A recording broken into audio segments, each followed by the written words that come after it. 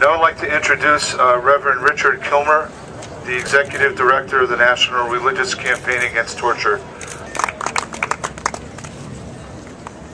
Good afternoon. Thank you so much for being here.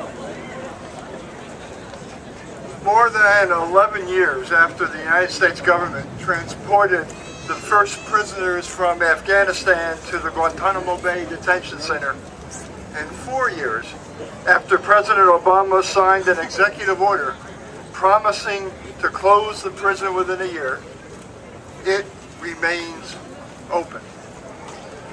It remains an open moral wound, a symbol of the violation of our nation's deepest values. Guantanamo stands in the minds of people as the place where the United States broke faith with itself and used torture as an interrogation technique. A place where the moral wound of indefinite detention continues to cause immense pain and harm.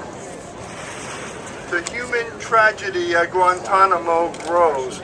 More than 100 of its 166 detainees have joined a spreading hunger strike. The catalyst is the growing feelings of desperation, hopelessness, and depression amidst the belief that President Obama has abandoned efforts to close the detention center. Shockingly, 86 of the detainees have already been cleared for transfer or release, and yet they continue to remain in detention. Attorneys for the detainees call the current conditions at Guantanamo dire. On this Monday, 29 detainees were being force-fed, 5 of whom were in the hospital.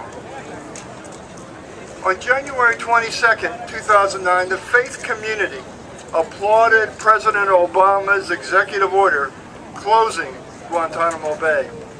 At the time, the president stated that he wished to restore the standards of due process and core constitutional values that have made this country great, even in the midst of war, even in dealing with terrorism.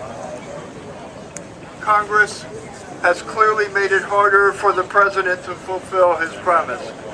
However, despite congressional restrictions, the administration still has the authority to transfer or release detainees.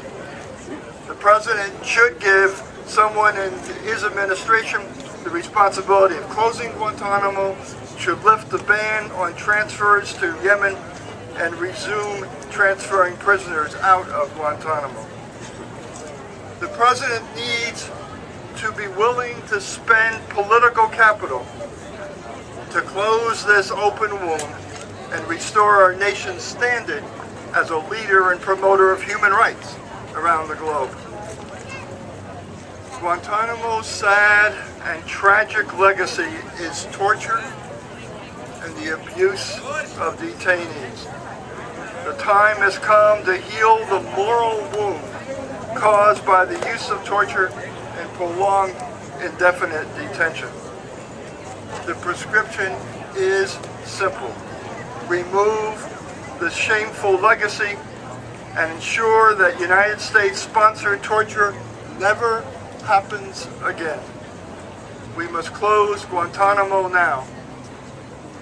Our nation's soul depends on it.